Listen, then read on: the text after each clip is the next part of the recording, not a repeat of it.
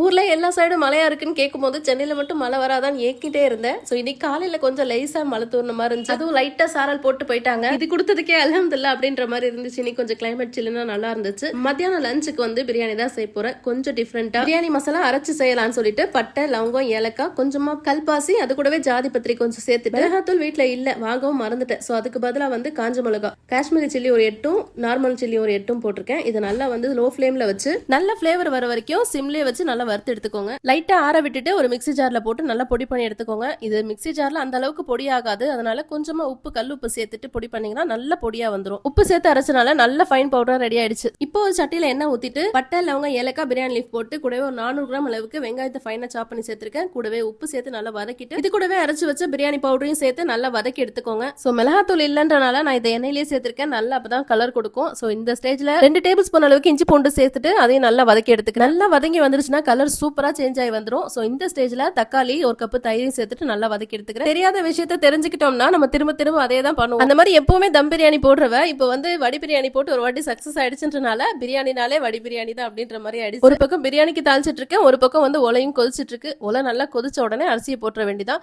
பிரியாணிக்கு மசாலா நல்லா வதங்கி வந்துருச்சு. சிக்கனை போட்டுட்டு அப்படியே ஒரு 10 நிமிஷம் மூடி வச்சுட்டேன். 10 நிமிஷம் கழிச்சு சிக்கனை நல்லா பெரட்டி விட்டுட்டு மூடி வச்சு. பிரியாணினா எண்ணெய் கத்திரிக்காய் இல்லாம ஃபுல்ஃபில் ஆகாது. எண்ணெய் கத்திரிக்காய் எப்பவுமே நார்மலா தான் செய்வேன். தங்கச்சி எப்பவும் சொல்வா கத்திரிக்காவை வந்து பொரிச்சு எடுத்து போட்டா சூப்பரா இருக்கும் அப்படின்ட்டு. அதுலயே கொஞ்சம் டிஃப்ரெண்டா செய்யலாமேன்னு சொல்லிட்டு மசாலாவை விரவிட்டு அந்த மசாலாவை ஃபுல்லா கத்திரிக்காவில ஸ்டஃப் பண்ணிட்டு இதை நல்லா வந்து உருட்டி எடுத்து ஒரு 10 நிமிஷம் வச்சுட்டு அப்புறம் எண்ணெயில சுட சுட பொரிச்சு எடுத்துட்டு அதுக்கப்புறம் நார்மலா கத்திரிக்காய் செய்வோம்ல எண்ணெய் கத்திரிக்காய், அதே மாதிரி மசாலா எல்லாம் கிரேவி எல்லாம் செஞ்சுட்டு அதுல போட்டோம்னா செம்ம சூப்பரா இருந்துச்சு. இன்னைக்கு ரைஸ் ஒரு 75% குக் ஆன உடனே பாதி ரைஸ் பாதி கிரேவின்னு சொல்லி செட் பண்ணி வச்சுட்டேன். பிரியாணி அப்படியே ஒரு 10 நிமிஷம் தம்ல போட வேண்டியதான். இந்த பக்கம் மசாலா வர வச்சு அந்த கத்திரிக்காவையும் பொரிச்சிட்டு எண்ணெய் கத்திரிக்காய்க்கும் தாளிக்க ஆரம்பிச்சிட்டேன். எண்ணெய் கத்திரிக்காய்க்கு எல்லாம் நல்லா வதங்கி வந்ததுக்கு அப்புறமா பொரிச்ச கத்திரிக்காய் அதுல சேர்த்துட்டு கூடவே கொஞ்சம் உப்பு சேர்த்துட்டு ஒரு விசில் போட்டு அப்படியே ஆஃப் பண்ணிட்டு எல்லாம் முடிச்சுட்டு தொழுதுட்டு அதுக்கப்புறம் தான் வந்து சோறு வந்து பார்த்தேன். செம்ம சூப்பரா செட் ஆகி வந்துருந்துச்சு. கண்டிப்பா நீங்களும் ட்ரை பண்ணி பாருங்க. இந்த வீடியோ பிடிச்சிருந்தா மறக்காம லைக் பண்ணி ஃபாலோ பண்ணிக்கோங்க. அப்படியே ஃப்ரெண்ட்ஸ் அண்ட் ஃபேமிலிக்கும் ஷேர் பண்ணிக்கோங்க. தேங்க்ஸ் ஃபார் வாட்சிங்.